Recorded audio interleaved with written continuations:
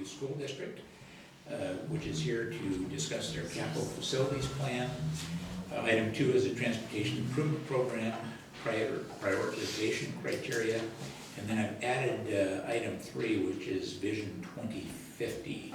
That was under the mayor's topic for discussion, but we also wanted to have an opportunity. I think Laura Thomas was going to be here and hopefully fill us in, or some of our council members that may have more information on it.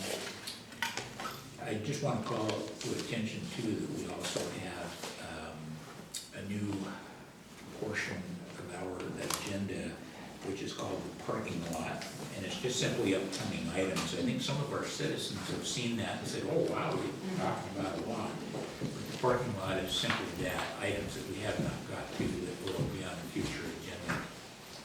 So with that, we can go ahead and go around and anyone have anything for the good of the order? Jennifer? Did you have one? Okay, I had a couple things. The first was, I just happened to run into quite a few people that had information about the rec center, running it, their opinions about it, and it all just happened at once, so I thought I'd bring it up. First of all, I heard from one of the organizations that was contemplating renting our facility this summer that they were given the impression that we really didn't have any usable facilities because of all the problems we were having.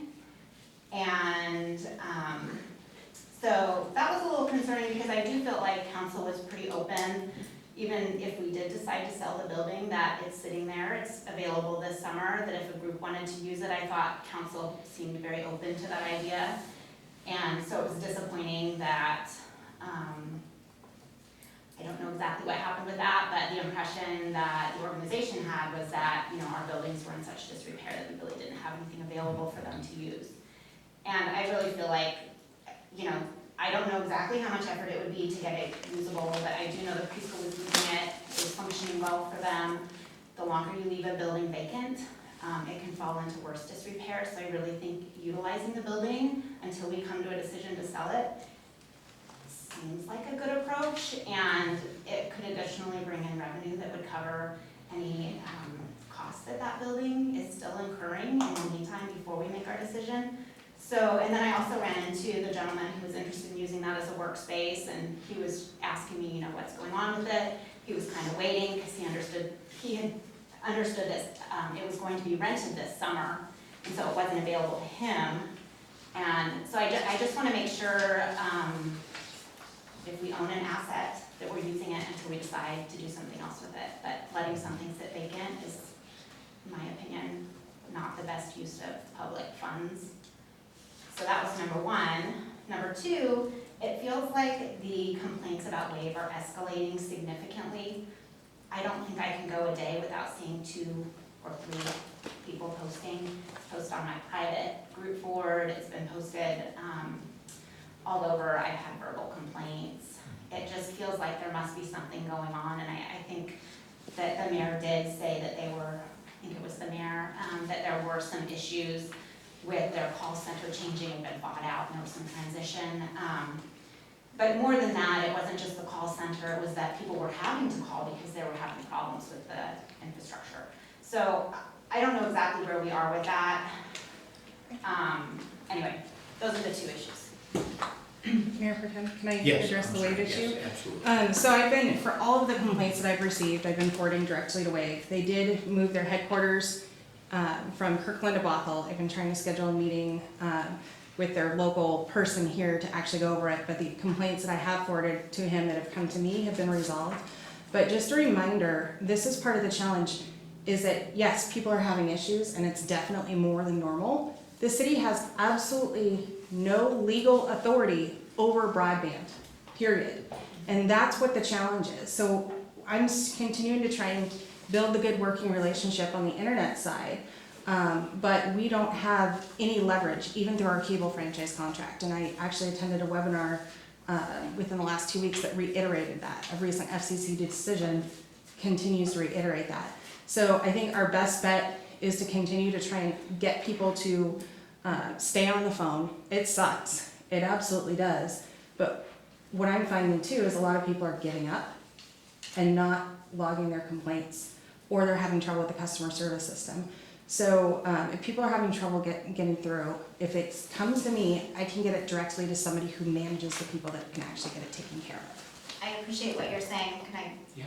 The one thing I wanted to mention, like for example, when we had post office issues, I think it is important as a council that we advocate for our citizens, whether or not we have legal control over anything. It's I don't important. disagree. And so, individually advocating for individual issues, I think is a good start. But I do think that it would be good if we kind of consolidated the complaints and maybe advocated as a unit, like our citizens Yeah. are.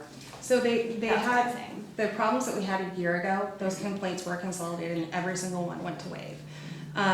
And I don't disagree at all that we need to, as a city, but we also have to be able to get them to the table to talk about this. So one of the things that I have talked to them about is what they find again and again is probably 50% of the time when there is an issue, it's not with them, it's with the equipment in the house. And in fact, we have an employee that just had that issue and now has high speed. So WAVE has, we've talked a little bit, but I want to make sure everybody has a clear understanding of what our city's legal role is versus the advocacy role. They have offered to actually come out and do a workshop for our community to help figure out whether an issue is with WAVE or with your house. I personally, when we got WAVE, it was our equipment. We had significant trouble. Once we got the right tech out, we haven't had a problem since, except when you have the occasional outages. So it is definitely what I've actually spent most of my time on in the last couple of weeks of the kids' spring break as far as official work. So it is being advocated for and trying to work with the company to get them to understand the seriousness of the issue in this area. But it also doesn't help to go out with a pitchfork either. So I definitely take the diplomatic approach in trying to work with them and get them to understand nicely what is going on. I think you had. Two things.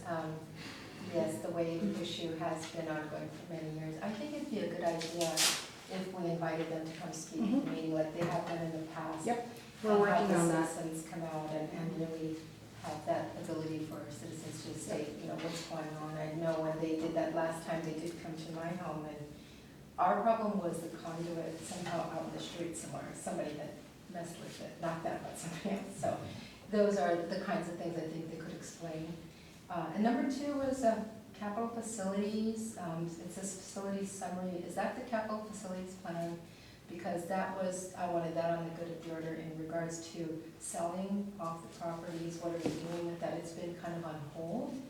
And I'd like us to really start moving forward toward discussing it or something. Yeah, so we've gone over several months, all the different buildings, and I think they're still putting together the information, is my understanding. They are. So this is partly why I think the rec center has been sitting empty. Originally it was, well, let's not do anything, let's vacate it, let's take a look at selling it. But with the new council, I think several members said, well, let's take another look. So you've got to watch this several times. But that's still important for each council to look and make that kind of decision, and things change over time. So anyway, it has sat empty, and there are concerns about that. But I do think we'll be getting a report on all of our facilities, and then we can collectively make some policy decisions on what to do moving forward. Yep. And the Public Works Director and the Public Works Department has made progress on that. So it's not too far off as long as other things don't get in the way. I was just gonna add something on the WAVE that's a little different than service. One thing that WAVE did in the midst of this is they sent out notices to everybody that they were changing their account numbers. And, which is not very good timing. And so if you're trying to download apps through them, since they're your provider, if you don't have that new account number, you can't even maximize your WAVE service. So that's a little different than the outages. Right. But I do think that that is probably fueling some things. And then I was just gonna say, with respect to the equipment issue, we rent our equipment from WAVE, and we get outages all the time. So in our case, it's definitely not the equipment. Right. It's just WAVE.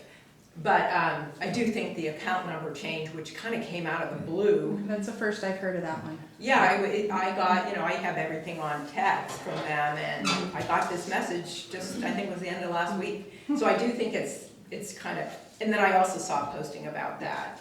There was something I was gonna ask under the good of the order. I guess this is for a future agenda, since we're talking about facilities. I'd like to get an update on the depot, to find out what we're doing to secure the facility from weather, because Yep. it's really bad in an old building. Mr. Leniszewski will be giving an update on that this evening. I didn't see it on the agenda. It's the administration update. He just got a quote back today and we've made some decisions and we'll be discussing it tonight. Decisions or recommendations? Within my budget authority, within existing budget, yes. I was just gonna add that it was gonna be added on to the administration report, some additional information. Jennifer, I think you've been patient, you had some good of the So- order. I appreciate that you want to add Vision 2050 to the agenda. If we run out of time, it's really important that I'd like feedback from the council, because I still have a Sound Cities meeting coming up on September 11th, which gives me time to, give feedback from you to them. So I really appreciate feedback on the 2050. Michelle, thank you. We Yeah. can do that. If we don't get time here, we certainly can add it and have some further discussion tonight, so we can make sure that and the mayor does have it on hers as well for an update. And thank you for putting it out. I saw that, a post from the city today, so thank you, Gina. Michelle, thank you. Super Amy? quick, talking about the facilities, the retreat before last, we had made an ad hoc committee with Councilmember Iyer and myself. Do we still need that for anything, or I just wanna know if we need to so I'm assuming we're waiting on, that, or if you don't need the ad hoc committee for anything anymore. So that was one of my questions from that meeting, is I wasn't sure what we had created Mhm. at that meeting, 'cause we have our finance group now, and then council can figure out, if you want a public works committee, who is gonna be on that, but. It was one of the things that we had looked at in July and said, let's move it to September when we have a little more time. Because we've got a little bit more foot on the dock and foot on the boat. Right. So we had ad hoc committees, but we're looking at moving at council's direction to having more formal committees. We do have the formal finance committee. We also have not developed some policies or at least some guidelines for those groups, including having a chair and just some basic things, partly because we just ran out of time. But we're gonna pick those back up again and take a look. I think it has been nice to have the finance committee kind of wade into that water. Yeah. And they'll have some suggestions for the rest of us as we create other committees as well. But we do expect to have formal committees that would probably dissolve some of those and just be on the regular. I guess that's my question is, if it's an ad hoc committee that's just looking at this piece, are we creating technically the public works committee? And that was my question back, but I didn't have enough time to raise my hand fast enough in that meeting, and so maybe you guys can Okay. have So you that. see that as potentially rolling, it would be like a part of the public works committee, that would be something That they would, look at.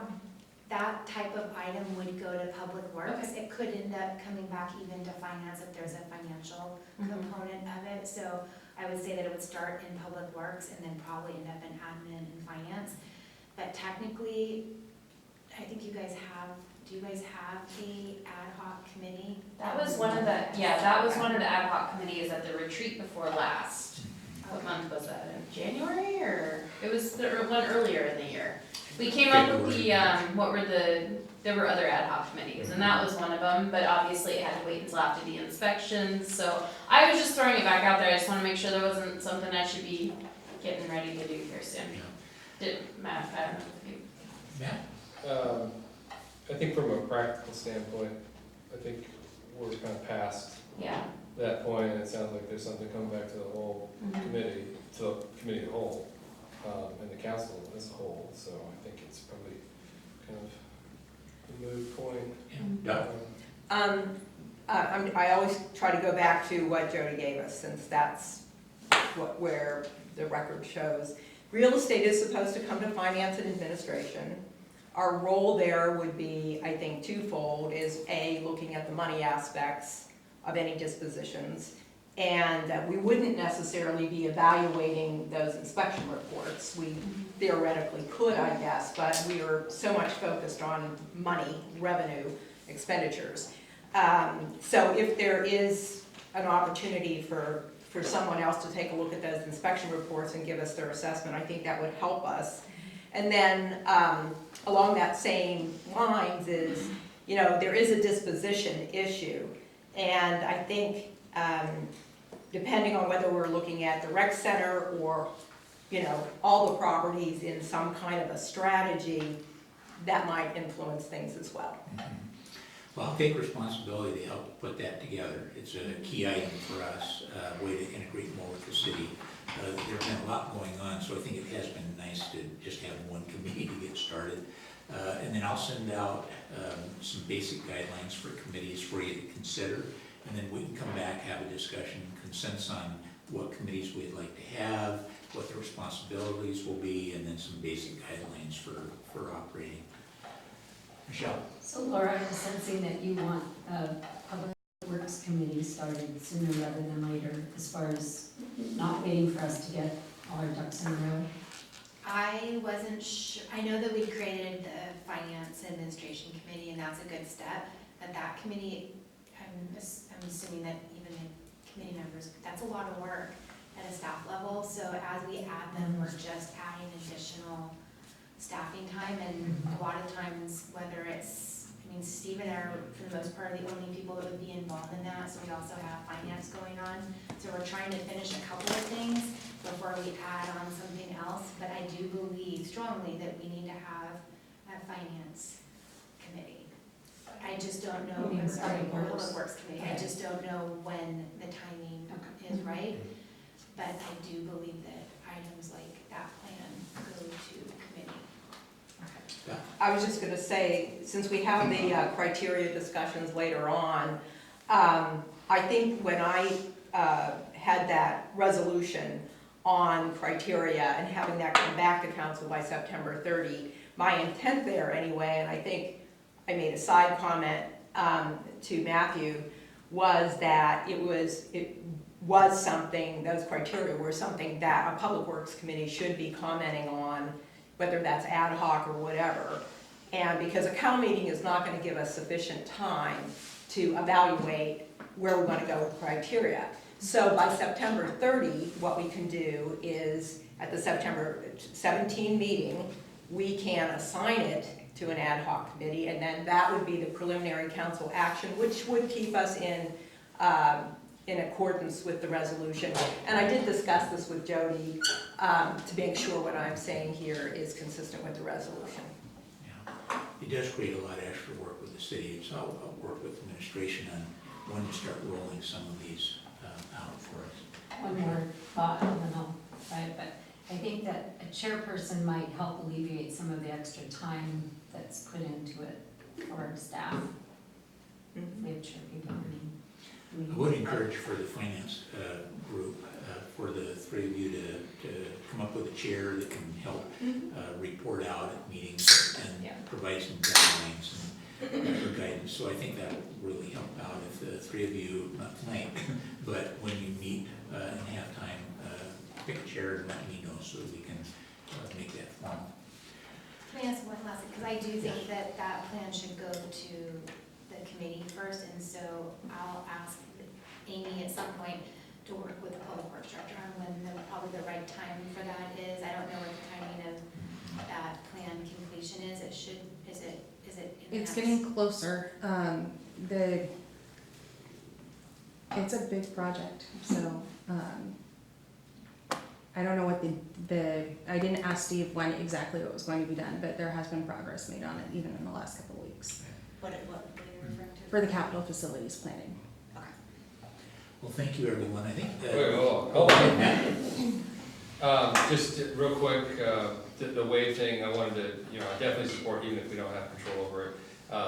But I found the same thing as the mayor, is that the the cable coming into the house, that I think there's some things that maybe we'd have a way to come in and talk to folks about very basic things about the hardware, like the splitters they use and things that interfere with the signal strength and subsequent, how it works in your house.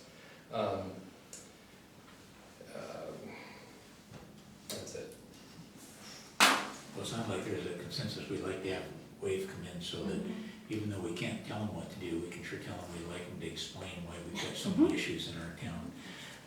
Well, we're fortunate to have Riverview School District here, our very first day of school for new fall, and I know several of our council members have young students here at each of the schools.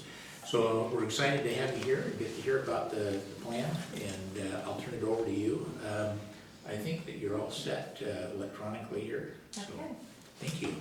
So I will, I can either sit here if there's a clicker, or I can go up to the front, just so I want to make sure you all can see me okay, so just let me know. I can just do it here. So my name is Denise Diffarm, I'm legal counsel for the district, outside legal counsel with Pacifica Law Group, and work with the district on, among other things, the capital facilities plan and school impact fees. Dr. Smith is obviously here, and then also Misha Robertson, who is the district's new director of business and operations. She is in the position that Ruby Perez, who you normally see doing this presentation, is. So Misha's been on board for about 9 weeks. In this position, she's been with the district for longer than that. So the district's 2019 capital facilities plan has been adopted by the board of directors. It's also been reviewed by the King County School Technical Review Committee, which is the first step for King County's process. This plan is very similar to what you saw in 2018. It carries forward the district's planning, and so we'll talk a little bit more about that.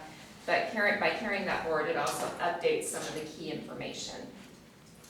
So the overview of the district, as you well know, covers both the city of Carnation, the city of Duval, and areas of unincorporated King County, about 250 square miles. In May of 2019, when the plan was developed, there were 3,296 students in the district. First day figures today are still in works, and over the next couple of days will sort themselves out. But that's where we were in May 2019. And then of course you see the 3 elementary schools, Tolt Middle School, Cedar Crest High School, and then the alternative programs at Eagle Rock and Riverview Learning Center. The district has grown about 6% since 2010, and that included, of course, some years of recession. So you'll see that over the next 6-year planning period, that's going to pick up a little bit, or is projected to do so. And what the district does for purposes of enrollment projections is that it uses about a 2% growth trend per year. There are some variations among grade levels, but it's right at about 2%. And in doing that, it considers historical information and anticipated moves in terms of what is going on in the schools, but it also looks at the projected development within the cities. You'll see Carnation, there are 87 homes in the pipeline. Duval has about 200 plus homes in the pipeline, and again, this is May 2019 information. And that's what the district uses to determine what do we expect to happen over the next 6-year planning period. So of course, using that 2% growth, there is that projection to get to 14% growth over the next 6 years. Now that's growth at all grade levels. There's more robust growth at the K-5 level, but growth occurring at elementary, middle, and high school grade levels. The estimates are broken down by year. At the very bottom, you'll see that that's how the district projects growing up to 3,769 students by the 24-25 school year, which is the end of the 6-year planning period. This is on table 2.1 in the capital facilities plan. It breaks it down by grade level, and you'll see again that we have the more robust growth at the K-5 level. Also pretty strong growth at the high school level, and then some growth at the middle school level, but just not quite as much. And that, of course, is only 3 grades, so that's part of why you see just that small number versus the 6 grades at the K-5 level. This is the district's current facilities inventory, so this is what is on the ground today.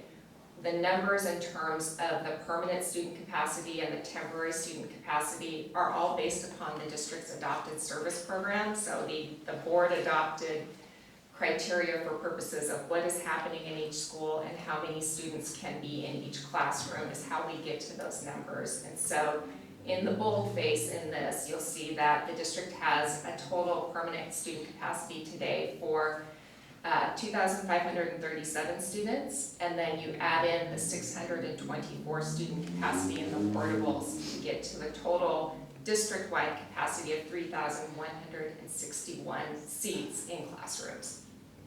And then of course we also, because it is a capital facilities plan and it's a comprehensive look at the district, show the district's support facilities as well on this table.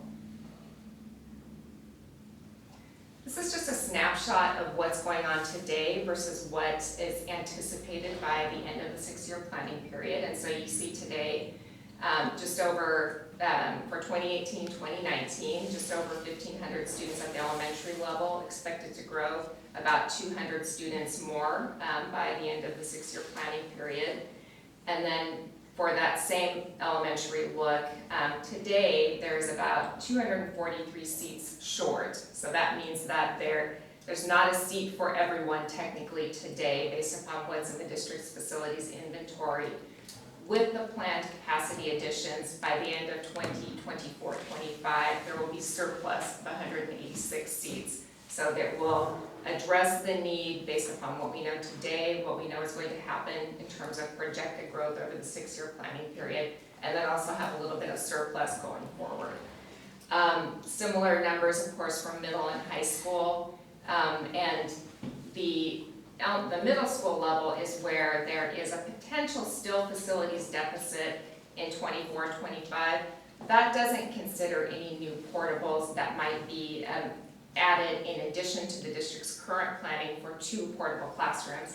It also doesn't consider portables that can be moved around within the system. So those are just based upon what we know today in terms of what the district is going to plan to add based upon bond projects and planning.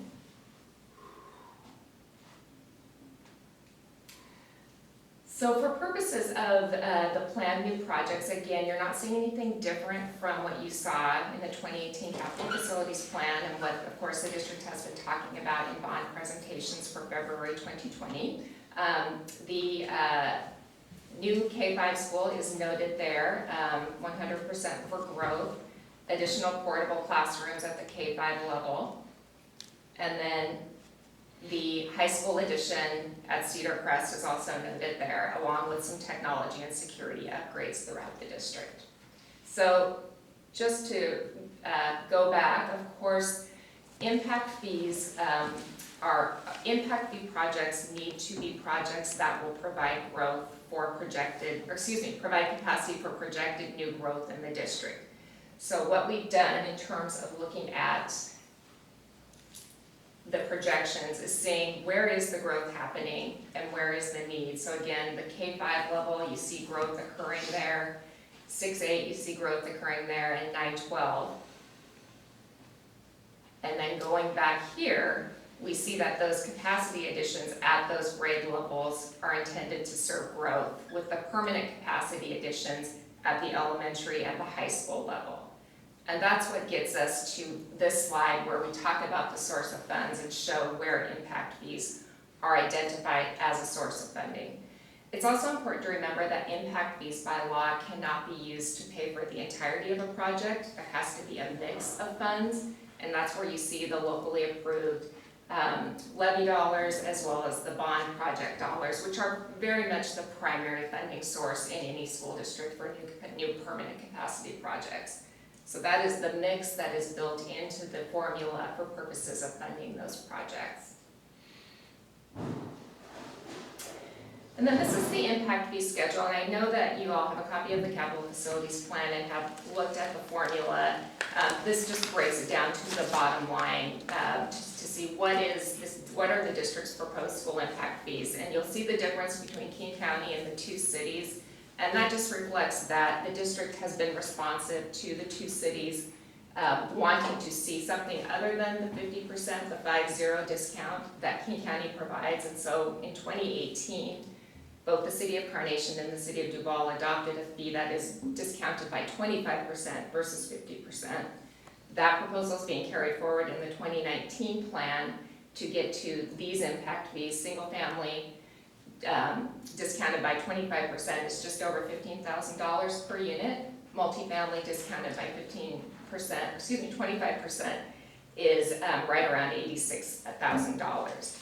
And this is an increase primarily driven in terms of what we saw in 2018, where you saw impact fees around $12,000, and then for purposes of the multifamily, it was just around $3,000. Now the multifamily has jumped quite a bit, and there's two reasons for that. One is that the multifamily student generation rates, which is the primary driver in that fee formula, it tells us what is the impact per dwelling unit. There are now more multifamily students coming out of at the K-5 level and at the 9-12 level than there were last year in our 5-year look back. For purposes of both sets of fees, there's also increased school construction costs, and that's based upon the benefit of the bond planning having advanced to the point where we have new construction costs. We know that today it's going to cost more to build the elementary school and high school project than it was estimated in 2018. So that also drives that fee up. So that combination really represents why the fees are increasing this year. But the multifamily is really driven by that increase in student generation rate. Single family student generation rates are staying pretty even from where we've seen them last year. So that is the quick overview, but of course I will pause for any questions because we went through that. It's a lot of information, so please feel free to ask any questions. I'm not sure this is really a question, but I want to say that I think it's a good thing that you increased your multifamily impact fee. And when I was trying to learn about your facility planning a couple years ago, and I was reading plans from other districts, the feedback I was getting from districts was that they were finding that there really wasn't as big a difference in multifamily generation as the single family, and they were taking that more and more into account in their multifamily. So I'm really glad to see that you're doing that. And then I guess the other thing is, the nice thing about coming back to us every year is these are not stagnant situations. Right. And you know, the question, I guess, I do have one question, which is that, are you still using the state formula for calculating your student enrollment rates? Because you're not. Have you gone to the demographics more? Yes. Because I think that would be awesome. So I'm really glad to hear that then. So the state formula, I believe that you're referring to, Yeah. is one that essentially just does a cohort Yes. roll up. And it is a very conservative estimate. And Yeah. so you'll see here that when it talks about the 2%, the purple 2% estimated growth due to, those are all of the factors that go into the district's enrollment projections. So enrollment projections are done not only considering that cohort roll up, but Yeah. also considering what's going on in this community specifically. So taking into account projected growth in the pipeline. Yeah, what I learned in that process was that the accuracy of using more demographic information was really pretty astounding. So it's really great to hear that you're doing more of that. Yeah. Thank you. And just touching on your first point about the multifamily rates, I think that districts in the south part of King County saw sooner that those multifamily were starting to edge up to single family, equaling out. And it's been in the last 2 years that districts more in the northern part and the eastern part of the county are now starting to see the same thing. Mostly because housing affordability, there are more families moving into those multifamily units. Also, it's the kind of housing that is being built, the new kind of new housing that is being built more often than not. And then just to touch on your other point, updating every year really is critical because things do change. You want to capture what's going on in the cycle. And I think the district's construction costs are a really good example of that. They did now have the benefit of knowing the reality of those costs to inform the fee. So I noticed you have the 200 for City of Duval for estimated growth. That seems lower than what I've been hearing. Is that number? So, Ruby Perez, who is no longer with the district, prepared the enrollment projections based on that 200 plus number. I don't know precisely where she pulled that from. I think there may have been conversations with the city, but I'm not sure who or when. But that is what this is, but this is based on that 200 figure. So I not a complete response, but it's the best information that I have based on that. The one thing that the district does take into consideration, though, with that number is the historic rates that they've seen, and then looking at that pipeline to consider what will come through. Yeah, Right, so, right, it's Yeah. not projected homes over the next 10 years. No. It's occupancy, right? right. And So I that's a think different also, number. I think it's also one of those cases where it's the benefit of updating every year, because even what was current as of May 2019 has probably changed quite a bit in just a few months. But it's worth, you know, kind of on the point of the question, it's worth checking with the city again to see what's projected versus what you know, because occupancy is what drives the numbers, right? And the increases, so it'd be wise of us to check in with the city again, check with Steve in the department. Jennifer, did you have a question? Yeah, I had a quick comment. It does look pretty, like the multifamily went up a lot, but I just wanted to provide some extra information. At Issaquah, their multifamily went from 4,400 to almost 10,000. So this is not going to be a shock. We aren't going to be a complete outlier to developers when they see these large increases. Also, interestingly enough, Federal Way, their single family is 7,000, their multifamily is almost $20,000. And that just probably goes to show that that is, in that area, what's affordable for young families is multifamily, and they're moving into multifamily also. Yeah, and Federal Way also, they have new developments in their district that are, new multifamily developments that are 4 and 5 bedroom units, so they're seeing a lot of hits in those units. Yeah. And then the other question I had was, I'm just curious if you have any idea about enrollment for this year, actuals? I don't know. I think that Misha did some quick calculations, but she also, when she said it, said they're still figuring out. Right. Our official count day occurs on Friday. Okay. So it's really inaccurate to go from the first day of school. Kindergarten doesn't start until Friday. And then also we rolled out a new attendance program today. So there was some training. Program meaning computer program. Computer program, yes, not like you don't have to the go way to we school. calculate. Yeah, yeah. So we'll get. That's why they have us calculate for 3 or 4 days, just to kind of work the kinks out, and then we don't actually get to count any students that are entered into the system that were absent today. So we can't count students until they've shown up in the first week, even though we know they're enrolled, but they may still be on vacation. So there's no accurate numbers as of now. Okay, yeah, I was just curious. But yeah, just so Yeah. you guys have an idea of how our enrollment works the first week. Right, and then so we'll have, by Monday, we'll have official enrollment that's just reported to the state for September, so, and that's public information. If you shoot any of us an email, we can send it out. Send that out. Oh, great, thank you. Be easy for us to do.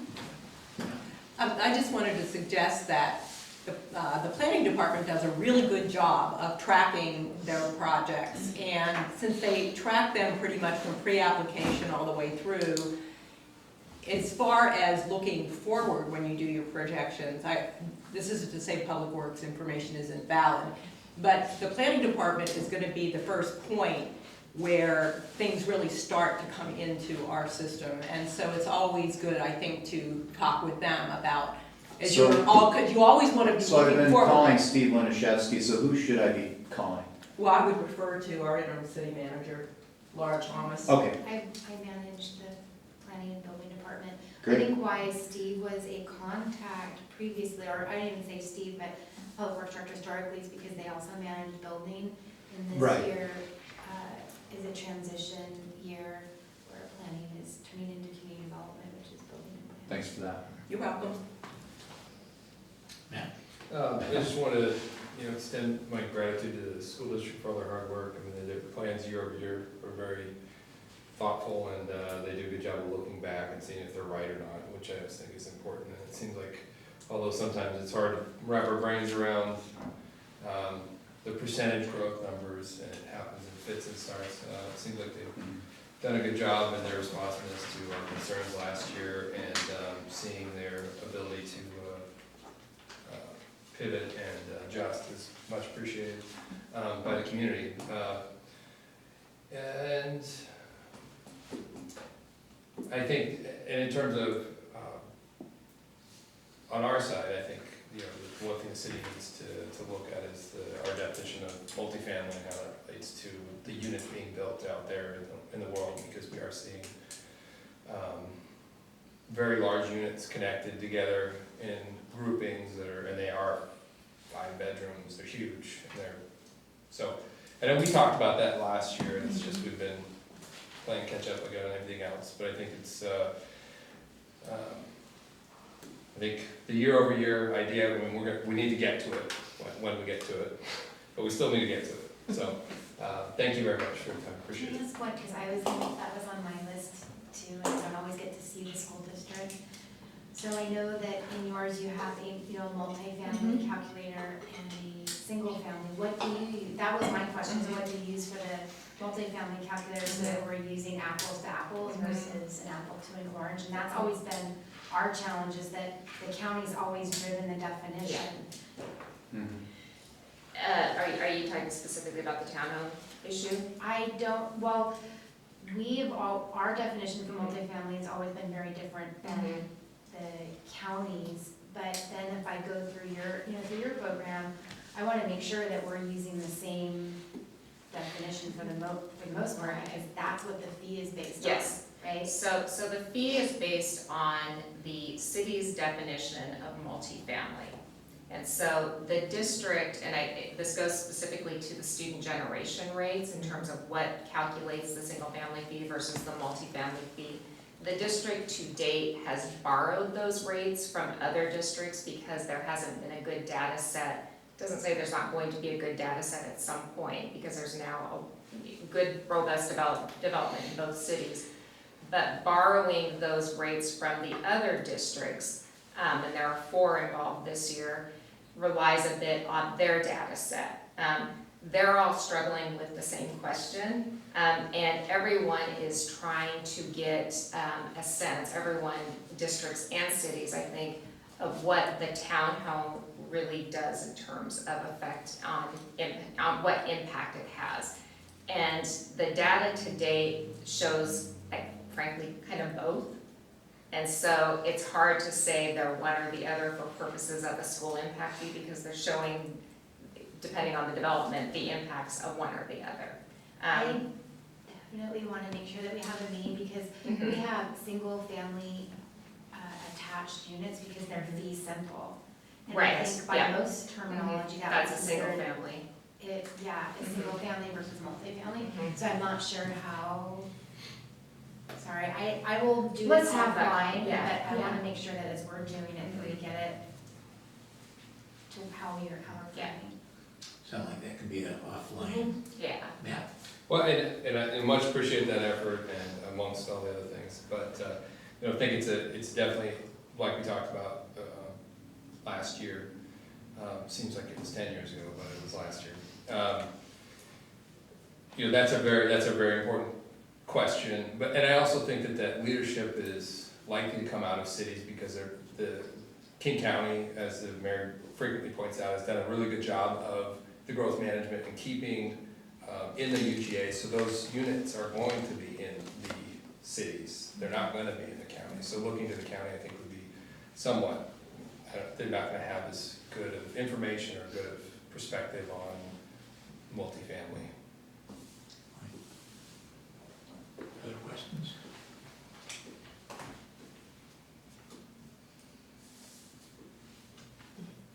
We appreciate the thoughtfulness of both cities in recommending to reduce the discount. And we were glad that both cities were amenable to being aligned in that. I thought that was important. I heard from the master builders, they had some concern about that action. It had more to do with just communication and notification so that they can be ready for it. So just something to be considered. I don't know that I see them as a major partner at the table here, but I think it really is important, especially since it has an impact on projects that they're planning and how they finance them and so on. Just to be able to have that conversation, either with the school district, certainly with us in the city as well, to say here's what we're contemplating, so that they have a heads up on it. Well, thanks for coming in. Thanks a lot. Thank you. Look forward to seeing you more often in the future. I mean, it's such a good relationship we have. Yeah. Thank you. And I mean that sincerely.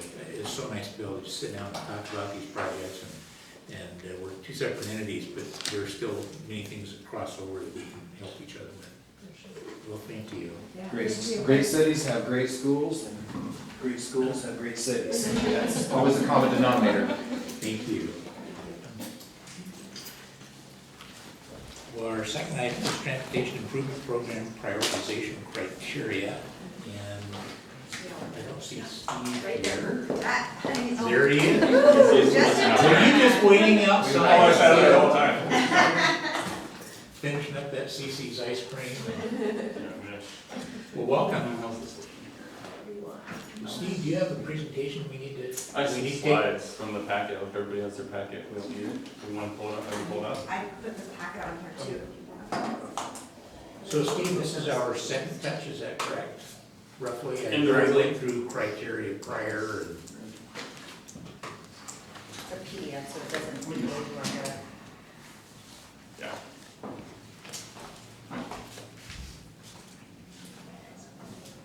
I can make this bigger.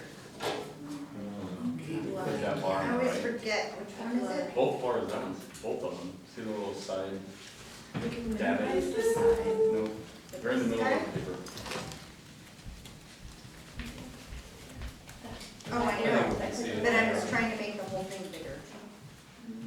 There's a way to make a PDF bigger, no, I can't I remember. think we can see it fine. Thanks. Okay. At least I can, I'm up here.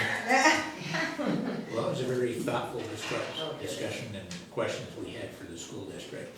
It was a big jump,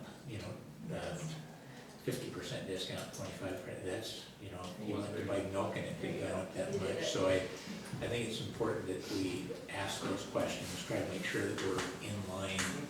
It's so expensive to build things, and they have a pretty aggressive agenda to try to get the high school up and running and looking to the future for new junior high. That's the one I hear most often from citizens. When do we no longer have to drive to Tulsa? So I think it's a ways away yet. All right, A year and a half Steve? for me. Yeah. Well, Steve, it's yours. All right, well, thank you all. Steve Leniszewski, Public Works. For those viewing at home, I did overhear the discussion of this very topic a little bit. It must have been at the committee of the whole roundtable. So what is in the packet? You may have seen, most of this is simply items you've seen before, just in a more stripped down version. And you will recall that it was requested to come back by September 30th to talk about our prioritization program. I did put it on the work program to coincide with the TIB grant round. So I did think it is prudent to establish that. Again, understanding it is not the full or authorized or fully supported prioritization program, but it was a start. So with that said, I was intending just to kind of go over each of the criteria, talk a little bit about high-level stuff, and then just have a conversation. So with that said, here we go. A little bit of a step back to programming-wise, you know, we have the 4 different types of programs: intersections, new roadways, major widening or reconstruction, and non-motorized. I didn't want to get into a lot of the other programs because, let's say, our intersections, there are 3. Well, 2 of the 3 are included in other TIP projects. So they can be broken out anytime you want, but they can also be included in the program itself for a full reconstruction, which is where most of our work is. Non-motorized are typically handled by development community. We have very few of those left. First Avenue corridor, for example, as it goes to the south, as well as Second. So those are those types of projects, which, again, policy-wise, we can set some criteria, or we can understand that development community is going to handle most of those and just let that ride on its own and not invest our time in this when we have many, many things to do in general. And then fourthly, because we are going to talk about reconstruction, which is how this is prioritized, but non-motorized, we talked a little bit about that, but I think that is something we need to set up for some annual programming. Most of the non-motorized are gap projects and sidewalks that are not only TIP eligible, but mostly parks eligible. Not that we have all the funding in the world to do either, but those programs have a little more opportunity, as well as the TIB Complete Streets program. And I think these all can be part of an economy of scale, if you will, as we go forward. And also my experience too with sidewalks, if we have a discretionary pot of money, there's not many we need to handle on a continually growing basis, and it's something we probably could handle at a committee of the whole meeting, or even if we go to standard committee meetings, that can be an annual review. They're not very large, but if we set some prioritization, you know, that's something that could be handled. But that's my 2 cents. So jumping into this type of program, I'll just remind everyone and explain, you know, my intent on each of these topics. So build out, connections, constructability, density, grant rating, payment conditions, safety, TIP eligible, and the bonus program led by others.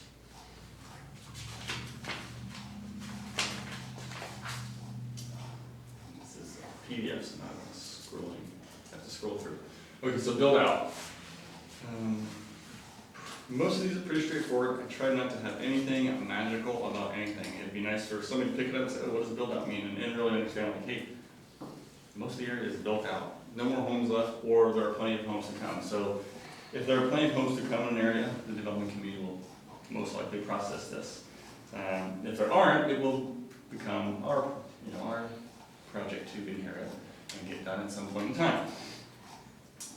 And this isn't that development maybe didn't pay into this, but, you know, 6-year TIPs or 6-year TIPs, something maybe on the program from a couple years ago, which didn't get done at that time, but was done in between now and then, but it's still on our list because it's done in part. Development community doesn't fix all things everywhere. So again, flexibility there, 10-point program, pretty straightforward. Hope that makes sense. Some connections. Fulfilling a roadway connection that doesn't exist. Any 1, 2, or 3 of those types of multimodal needs. These will likely be high priority projects if they're small enough for our Complete Streets program. But also, with that in mind, of always leveraging our dollars, if a Complete Streets program can be part of a project, why not take advantage of that? And it can be expanded to the whole project and use some of that as seed money, match money, its own part of our grant money. So this is helping prioritize those areas with missing links. Steve, Yes, ma'am. next question. Could you tell us an example of a city that qualifies for this? Some examples. So not a full, so a missing connection is this year's project on 275th, right? It has half street improvements, not full. This will give more points where you don't have any connection, like Baton Road. But Baton Road's tricky because half of it's in the county, right? So I mean, we're always going to have something to weigh in on, which is why you can't just throw a program together and have a computer spit an answer out. You can, but it's not going to be perfect. So it's 3rd Avenue. 3rd Avenue is, right, devoid of multimodal improvement between Park Street and 143rd, except for a couple pieces development community has done. The bigger part of this is First Ave, the downtown core, right? Once you get off of Main or Third, there's not a lot of sidewalks. There's some old pathways which are 4 foot, like Stella, right? Stella has one on the south side as you walk. Functions, right? It's not as highly protected as we like with curbing, right? It has at grade kind of asphalt to pavement, asphalt to concrete, but it has something. So the connections will probably benefit the downtown a little more than everywhere else, but those are so chopped up walk by walk. There's not a lot left, but there's some left. So those are kind of those areas that have no connections. But typically, half of the block will have a lot of white asphalt. Another half will have half the size asphalt. That's just Old Town. So something to help us get engaged. Charm. Yeah. Parents love charm with their kids walking in the stroller or a little bike, you know. It's kind of, does that satisfy your? Yes, Okay. thank you. Constructability, I think this one may not speak for itself, and when I say constructability, in my mind, the easier the project is to build, the faster we're gonna get the paperwork done, the permitting done, and the complication of the design is less when you don't have many walls, you don't have to worry about grading as much. Do we have those types of projects? Sure. Do we have more probably difficult projects? Probably, because most of the stuff that's left is not the easiest to build. Or for example, like 150, we're probably removing some improvements because it was built at such a wide standard, right? So that has different complications, you know. But nonetheless, constructability, permitting, environmental work is always going to have more process. Not only on the front end with design and environmental considerations, but on the back end with, once you've installed, environmentally sensitive areas, you have to then, you're supposed to manage and maintain them for a certain amount of time. What you put back is important, so that's kind of the constructability bullet. Good. Density, we lost our full screen here. I made all the difference. So the density factor, in my mind, is if you have, they could do well as a whole. The higher density areas are normally for us closer to the city center, closer to Main Street. What that does do is it funnels more people the opportunity to use that improvement, whether you live there or you're coming to or through there. So in my mind, the higher the density, just because we know the Duval's built, low density down to high density, then commercial, people are trying to get somewhere. We want to have an active community and get them somewhere, so we're trying to get them to the places they like to go. That's why this helps the density have a value. And again, more of our citizens can use it. Is it perfect? No, but it's my go by and how this was derived. Typically, just the most opportunity for the most of our citizens to touch a new piece of infrastructure. And if it's all built out, we're kind of stuck with those dense areas anyway now that they're ours to manage. Yes, ma'am? Did you put 275 through this?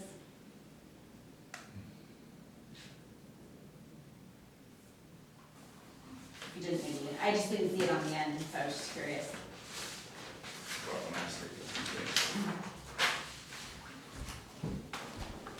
As far as non-motorized now, because it was kind of processed. I'm just curious where it would have played out. Mm-hmm.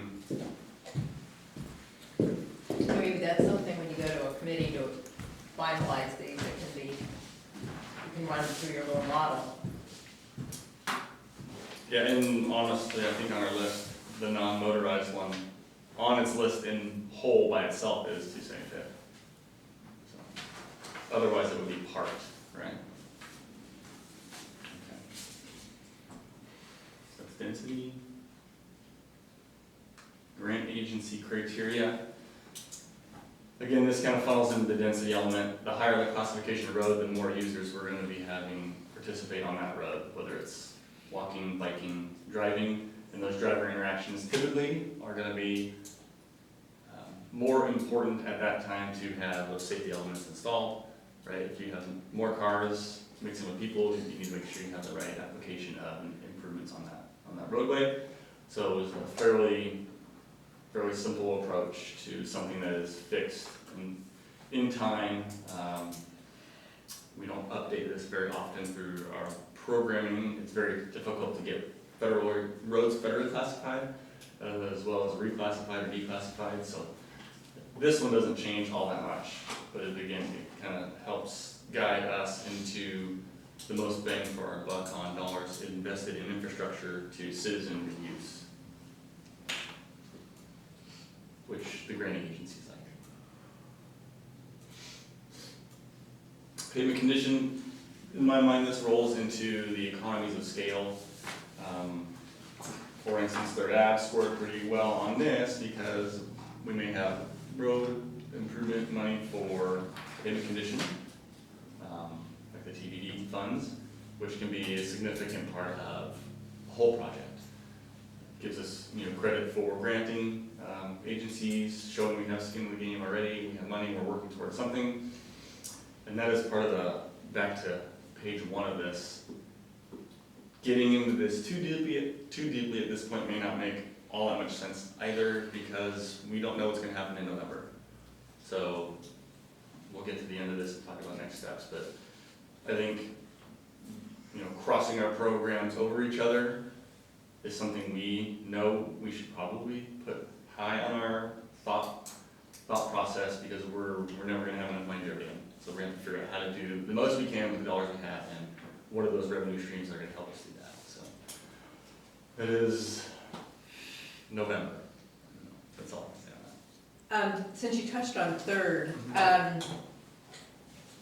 one of the things I looked at, I don't do this often, but is that the land deals that are brewing out there in the real estate market. And I noticed that one was Northeast 143rd and 3rd Northeast. I can give you the multiple listing thing there. But, Sorry, could you say that one more time, the spot that you just referencing? Yeah, So I can figure out where I you are. don't study the MLS all the time. But the address, I'm just trying to. Yes, so I it can was with just you. listed, it's MLS 1503993, and it just lists the address is Northeast 143rd and 3rd Northeast. Okay, I'm with you. There's some other stuff in that general vicinity too, I can send this, whatever, but I guess what I'm trying to say is it's worth checking that every once in a while, because these aren't sold. They're more recently listed. I have my notes at home, I wanna say this has only been out there for 22 days or something like that. So it gives you another, not necessarily another scoring, but it gives you a little more of a preview of what's coming our way and whether impacts that we're addressing, there might be more opportunities. And then when you talk about the grant application we just went through, I just want us to keep in our mind that there was a $1.9 million match requirement for that grant. And at the council meeting, you reported that you had about $1 million lined up in the impact fees. So that means we have to always be thinking about, to get that $3 million, because that's what you're shooting for on the slot machine, that we need to remember in the back of our minds, there's another 900,000 that we would have to come up with to fully realize that $2 million. So I just want to make sure I mention that, since that will come into play as you continue to be using your criteria once they're adopted. Yeah, and part of that even goes back to, I mean, it's a risk factor for us. Sure. Financial risk factor. I mean, maybe you can want a criteria somehow for it, I don't know. well, I'm not yes. proposing that necessarily, but. And I'm not proposing more work, but, right, we're all in the same team and we have many layers of projects, not just transportation. Right. And all those REAP funds are eligible for any capital program. So do we have the right prioritization on other programs to help us decide, should we invest in streets this year or 3? Should we wait and do parks Correct. now instead of, yes, it's a terrible problem.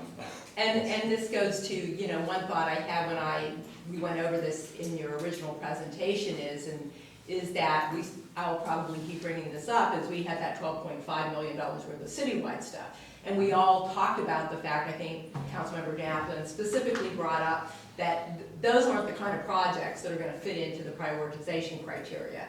So, in future thinking here, and it doesn't have to be even this calendar year, but it seems like we've got to have maybe a little sub-plan on citywide improvements, because I know you're trying very hard to come up with something that's not, I'm trying to think of a good neutral word, something that's not reactionary based. So, It at least gives us some kind of look ahead on yeah, maybe you know, understand we're gonna do a what we little have. bit of these, here's our next little bit, here's our next little bit. I mean, something in that 6-year plan that gives us a way to assure citizens that we aren't just doing just big projects. We're also looking out for their specific concerns in the neighborhood level. So that's pavement condition.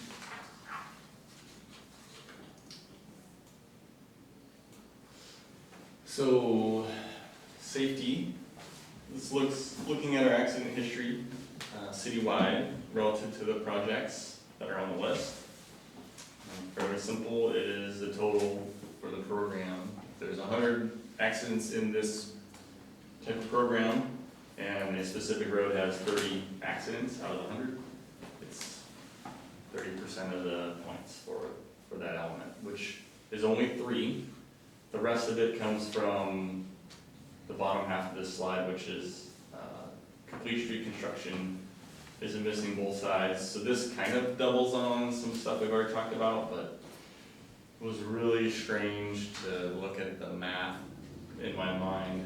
The math didn't give me as much as I wanted to prorate the accidents. So it was kind of like, well, you probably have an accident because you're missing some of these things. You don't have all the details. I was hopeful that accident history would give me a better score 0 to 10, but it gave me very little because the program is spread over so many different roadways. That's one thing we could talk about, maybe we compartmentalize, you know, if we quadrant the city, then you can break the total into quarters and probably get your ratio higher, but what's the right ratio? I mean, so.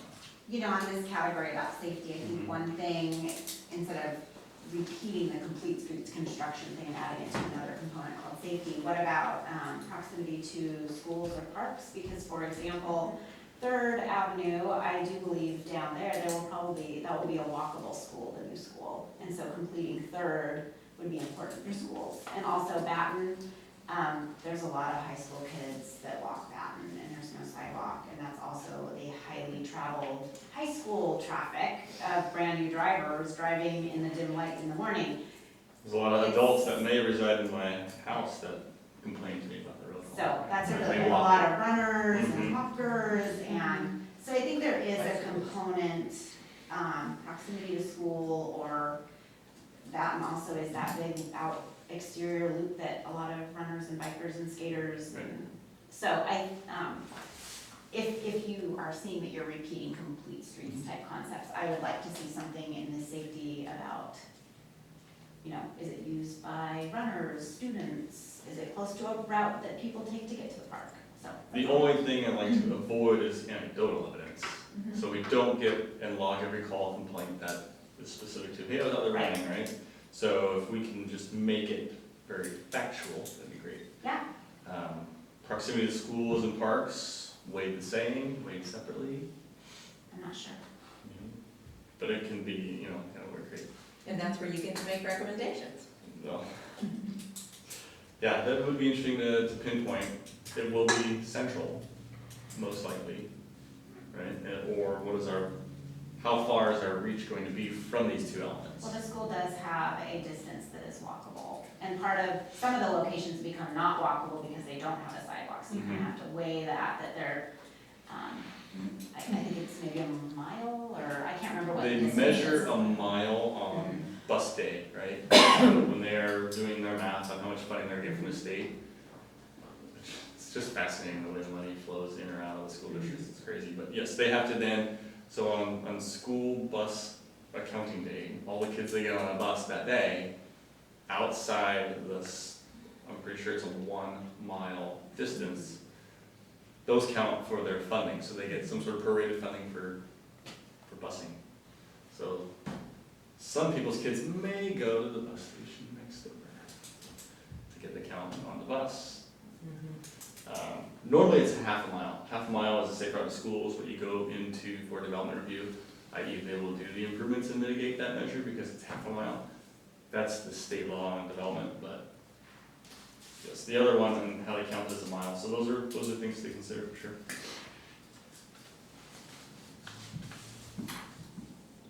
This one's pretty simple. Is it or isn't it? Which probably is not necessary. Most of our stuff is on the tip.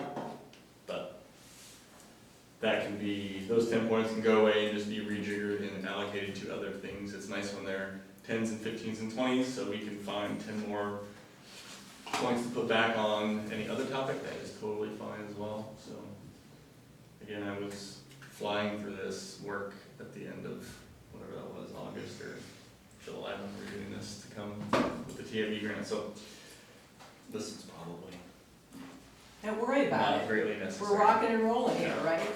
We're all learning. And then the last one, if you did the math, these are additional points. So your 100 comes from all the ones we just went through. These are things where we may not want, if we're going to put ourselves in a box, we may not want to be in a specific box. So if something comes in where a development is going to do the work if we don't do it, why would we do it, right? They can do it normally, more efficiently, on cost and time. We don't have to worry about our impact to cash flow. So you do sometimes lose, on the flip side, your traffic impact fees. But just try to be creative on how we can make sure we don't put ourselves into a box. If we're gonna have a program that we're gonna stick, kind of hard and fast to. Well, Steve, I think it's real helpful. We wanted to have prioritization like this. And I just wanted to mention that, so one, thank you for putting all this together. I think that helps us to focus. But I also wanted to say that, I always say there's a bit of a practicality. And one thing that this doesn't give us completely is, if you're envisioning the entire city and we know exactly where growth was gonna go, how would you change the city? Or if you could go back 50 years and say, let's plan this out, what would you do differently to improve? And this doesn't necessarily allow that. So I always say there ought to be that practicality where we say, we have opportunity to kind of redesign things or to change things. Sometimes cities will put in a bypass. That could be the highway that gets moved, further west, that goes past the city. So I don't see any of that being some big issue. I didn't bring it up because I have some plan that needs to change, but I do think we need to always say, let's be practical, let's be wise as we approach this. But this is a great platform for us to be able to show, our citizens, especially as we're looking at having a sales tax increase to help improve some of our streets. They're going to want to know, and this is a great way to show them.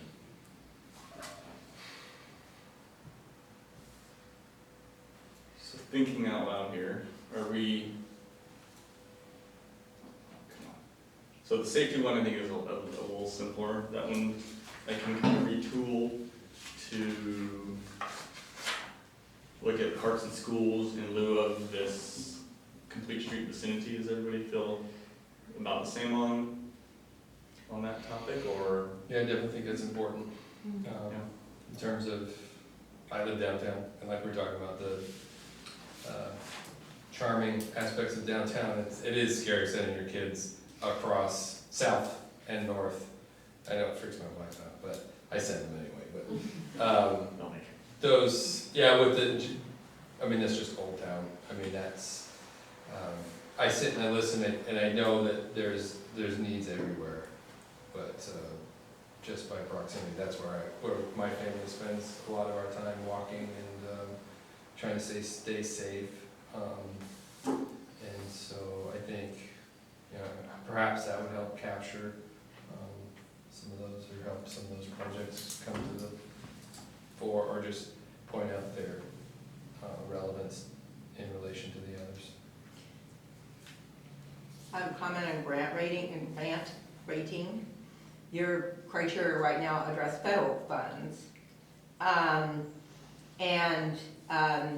some of the projects that are on our list intersect with Main Street, our favorite state highway. And this is again sort of thinking ahead, but 203 is gonna continue to be a major problem. So maybe it's not just federal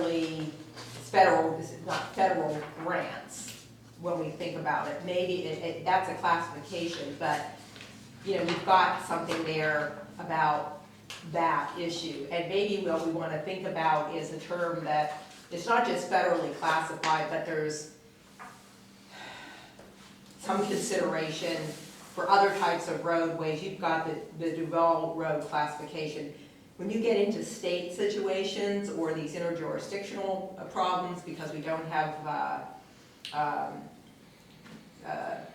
the word's escaping me right now, we don't have coordination between Redmond, Woodville with some of our traffic impacts. I'll just leave it there, but it seems like this is another place where there's not just grant opportunities, but there might be other types of partnership and finance opportunities. It'd be great if this can get established over the next couple of years, the classifications, and it can be something really used, not just for 6 years, but, you know, we really have a solid way we continuously look at our TIP, so there's consistency.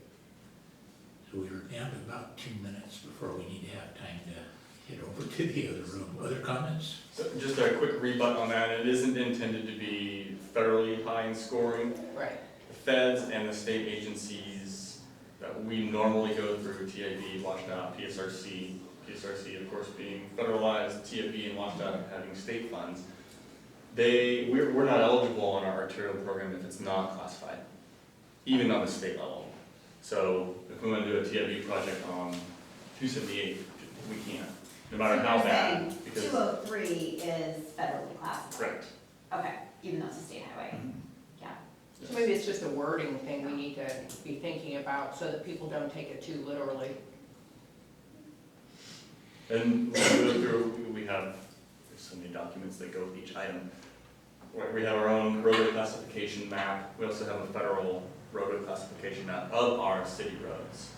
So you overlay those two onto each other is how you get to this. So. Steve, I'll throw out one more just for you to consider. That needs to be changed. I don't think we're getting light rail anytime soon. But mass transit, bus, park and ride lots, those often become a huge thing when they're available.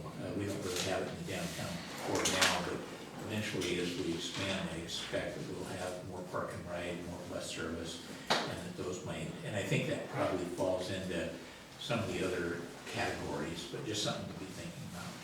And what a nice segue into 2050 and the opportunity for impact, you know, getting some comments to.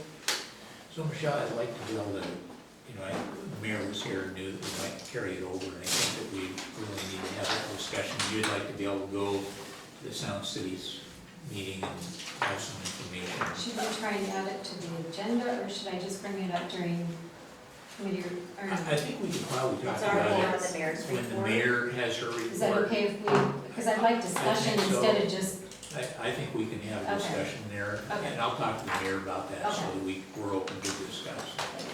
Thank you, everyone. So- Committee of the whole. Understanding and coming to the meeting on the 17th, not much different, a couple different options, I think a couple of these things, and then we think it's going to go, I don't want to do a ton of work, it's going to get ran to the committee to kind of go through anyway. I know that's one person's thought, I don't know if I'm going to get votes in here, but Is everyone What's the feeling level of effort? comfortable with this? Are I think we this is very close? geared towards, like you said, a complete streets type of a project. And so my concern is, we'll just keep doing those type of projects and using up all our transportation money. So that is my bigger concern, prioritizing, wasn't just to prioritize this type of project, but to realize that as we do these types of projects, we're eliminating any money that will ever be left over for intersection improvements. And now there's the finance issue. That was my concern. So it's probably, I mean, again, my intent was that this would go to a committee, even if it's a one meeting kind of thing, because there's that issue, there's the citywide improvements issue, now there's the matching fund issue, so we don't get ourselves overly obligated. So there's a lot of sub things that should feed into this, and that's why and Jody knows this, I checked the wording, I chose those words very carefully, so that there would be an opportunity for someone with more expertise to have a discussion around fine points. Because once it gets adopted, that's what you run with for a while. We use LOS, level of service, to determine basically our transportation plan. And yet here for prioritizing, we're not looking at level of service at all. So that is my biggest concern, is that it will only identify certain types of projects and not capture the worst for actual traffic.